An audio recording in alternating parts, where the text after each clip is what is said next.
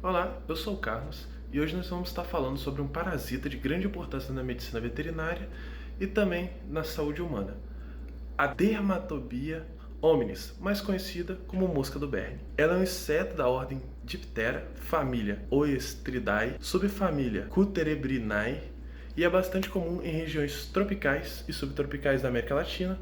Essa mosca é um ectoparasita, ou seja, vive externamente no hospedeiro durante parte do seu ciclo de vida. As suas larvas parasitam bovinos e animais domésticos, animais selvagens, também parasitam seres humanos. O resultado desse parasitismo é o surgimento de uma miíse furiculosa, também conhecido como dermatobiose, caracterizada por lesões semelhantes a furúnculos na pele. A importância médico-veterinária da dermatobiose hominis está justamente nos prejuízos, tanto econômico quanto sanitários.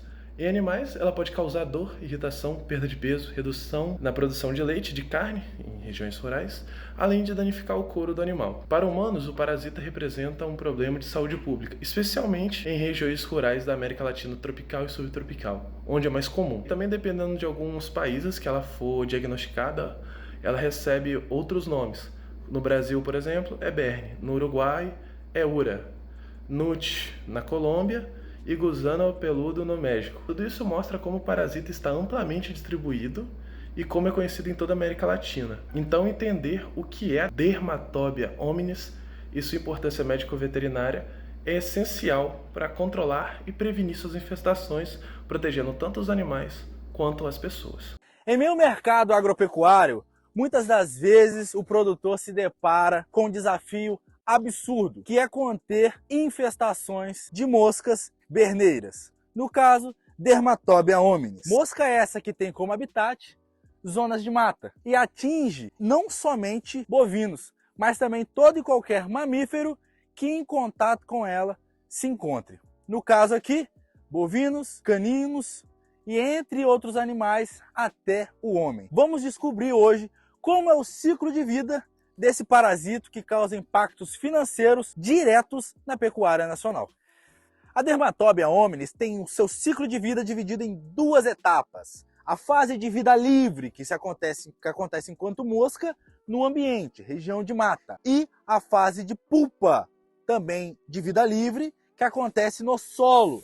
Solo esse que pode ser tanto úmido quanto mais seco. Tendo em vista que em solos mais úmidos, como é o caso desse, a taxa de sucesso evolutivo e o nascimento da mosca ele é maior, pelo solo ter uma penetração mais fácil da larva de estágio L3, que se desenvolve pupa, e pupa que se desenvolve em mosca adulta. O seu estágio de vida parasitário é composto pela larva de primeiro estágio, segundo estágio e terceiro estágio. Esses são as fases de vida parasitária da mosca, o Dermatobia hominis. No caso aqui, vamos chegar mais perto aqui, temos um canino que recentemente sofreu uma infestação de Dermatobia hominis na região do focinho. Pode ver aqui que ele tem uma protuberância um pouco maior nessa área.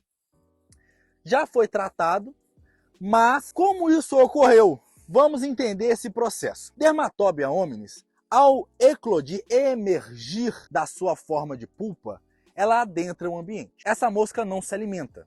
Ela não tem a capacidade de se alimentar. Ela dedica todo o seu pouco tempo de vida ao seu período reprodutivo. Ela reproduz e ovipõe seus ovos e morre. Ela vive de reservas adquiridas de estágios anteriores. Quando ela ovipõe seus ovos, ela ovipõe direto no nosso hospedeiro definitivo? Não. Onde ela ovipõe esses ovos? Em outras moscas. Moscas domésticas, moscas dos estábulos, entre outras demais. Ao capturar essas outras moscas, ela ovipõe seus ovos nelas, sobre elas. Essas moscas, sim, ao pousar sobre o hospedeiro definitivo e o contato, a troca de calor do hospedeiro definitivo com os ovos, provoca a eclosão desses ovos. Esses ovos, então, eclodem e por via ativa e percutânea, sai deles a larva L1. De forma ativa e percutânea, penetra a derme do hospedeiro definitivo, aonde se inicia o seu estágio de vida parasitário. A larva L1 se alimenta de tecido vivo, de material vivo, do hospedeiro, evolui, morfologicamente ela muda para larva de segundo estágio, muda após a alimentação, ela muda para larva de terceiro estágio, larva essa que de terceiro estágio, em momento de maturação, no período geralmente da noite ou da madrugada, ela sai de forma ativa pelo local que entrou e cai ao solo. Solo esse de preferência úmida, que aumenta em 40% a 50% a chance evolutiva de desenvolvimento da Dermatobia hominis, por ter ser mais fácil adentrar esse momento.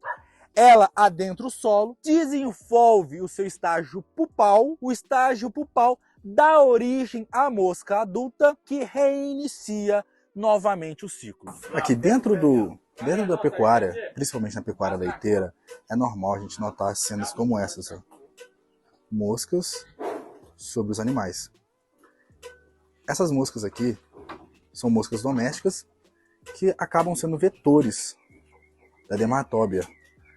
Essas moscas, ao entrar em contato com a superfície do animal, ao dorso do animal, o calor trocado provoca a eclosão dos ovos que nelas estão alojadas.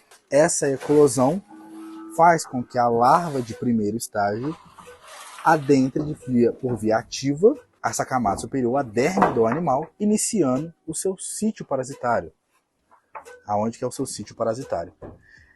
Propiciando, assim, o desenvolvimento das larvas L1, L2 e L3, que vão seguir o seu estágio de vida livre, fora do ambiente. Observação: não precisa que o animal tenha nenhum tipo de lesão no couro para que exista a infestação, tá? A infecção ocorra. A pele do animal pode estar intacta. O que faz com que a larva L1 infeste o animal, é o fato dela, de via ativa, penetrar a camada superficial da pele do animal. Não precisa de lesão para que isso ocorra. E o seu estágio de vida livre, ele é norteado pelo ambiente, fatores climáticos, temperatura e umidade. Isso vai fazer que ele ocorra de forma mais rápida ou mais lenta, que ocorra ou não ocorra, tudo norteado pelo ambiente no estágio de vida livre. A epidemiologia, ela ocorre que as larvas elas se concentram preferencialmente em regiões com uma pele mais fina e irrigada, na parte das costas, das escápulas, membranas anteriores, pescoço, as patelas, e elas têm a tendência de infestação no lado esquerdo do corpo e animais com a pelagem mais escura, e possivelmente, pela maior atração dos vetores. Sobre os prejuízos econômicos que a infestação da mosca do Berne causa nas propriedades rurais, podemos citar principalmente a perda na produtividade e na rentabilidade dos proprietários rurais de grande e pequena escala. Eu trouxe uma reportagem que diz que Berne no gado, além do desconforto, o prejuízo escondido na carcaça. Ou seja, além do desconforto que causa nos animais, ele também acarreta em perdas na produtividade do couro, principalmente ele reduz a produção da carne e leite do gado que está passando por esse processo, fora o custo no tratamento e as perdas financeiras diretas que também ocorrem em grande quantidade. Nesta parte da apresentação, irei falar sobre os vetores e as características morfológicas da Dermatobia hominis, conhecida popularmente como mosca do Berne. Ela é um parasita que afeta tanto animais domésticos quanto seres humanos, causando uma miíase forunculosa. E o mais interessante é que ela não deposita os seus ovos diretamente no hospedeiro, mas utiliza outros insetos como vetores. Ou seja, ela literalmente usa outras moscas como transporte. Esses insetos vetores funcionam como táxis biológicos, que levam os ovos da dermatobia até o hospedeiro. Dentre os principais estão a Fania spp, a musca doméstica, que é conhecida como mosca doméstica, a Stomoxys calcitrans, mais conhecidas como as moscas dos estábulos, os Tabanus sp, mais conhecidas como tábanos, e a Crisomia spp, mais conhecidas como moscas varejeiras. A fêmea da dermatobia gruda os seus ovos no corpo destes hospedeiros. Quando eles pousam sobre um animal, como cachorro, boi ou até o ser humano, o calor da pele faz com que os ovos eclodam, liberando as larvas que penetram ativamente na pele do hospedeiro. Esta é uma estratégia muito eficiente. O vetor faz o trabalho sujo, de levar o parasita até o lugar certo. Agora vamos observar fases e características morfológicas da Dermatobia hominis. Ela passa por 4 fases principais, sendo elas ovos, larva, pupa e adulto. Os ovos são pequenos, esbranquiçados e aderidos ao corpo do vetor. Eles só eclodem com o calor da pele, liberando a larva pronta para penetrar no hospedeiro. A larva é o famoso berne, é a fase do parasita. Tem corpo cilíndrico e é recoberto por espinhos em fileiras, que ajudam a se fixar na pele. Na parte de trás, apresentam espiráculos respiratórios, por onde a larva respira, se alimenta de tecidos e secreções do hospedeiro. Depois que atinge o tamanho máximo, a larva sai da pele e cai no solo, onde se transformará em pupa. A pupa é marrom, escura e rígida. Durante essa fase, que dura de 4 a 14 semanas, o parasita não se alimenta, apenas se transforma internamente, até surgir o adulto. A mosca adulto é azulada, tem voo lento, apresentam hábitos noturnos e não se alimenta. Seu único objetivo é reproduzir e reiniciar o ciclo. Esse ciclo demonstra como a Dermatobia hominis é perfeitamente adaptada para sobreviver, tanto dentro quanto fora do hospedeiro. Agora irei falar sobre o tratamento da Dermatobia hominis, mais conhecida como mosca do berne. Esse parasita causa uma lesão na pele chamada de miíase furunculosa, provocada pela penetração da larva, que se alimenta dos tecidos do hospedeiro. O tratamento tem como objetivo eliminar a larva e evitar infecções secundárias. Tratamentos em humanos, o método mais comum é a remoção da larva mecanicamente. Ela é retirada cuidadosamente por uma pinça estéril. Esse processo precisa ser feito com cuidado, porque se a larva se romper, pode causar inflamações e infecções. Em casos mais graves, quando a larva está muito profunda, é necessário um procedimento cirúrgico simples, feito por um profissional de saúde. Além disso, pode-se utilizar a ivermectina oral, que ajuda a matar a larva e facilita sua remoção. Se houver infecção, o médico também pode prescrever antibióticos e antissépticos locais. Nos animais, como bovinos, cães e gatos, o tratamento é semelhante. O medicamento mais utilizado é a ivermectina injetável, que elimina as larvas de forma eficaz. Em alguns casos, as larvas são retiradas manualmente e a ferida é limpa com antissépticos para evitar contaminação. Quando há vários animais infectados, é importante tratar todo o rebanho, usar repelentes e inseticidas para controlar os insetos transmissores. Portanto, o tratamento da Dermatobia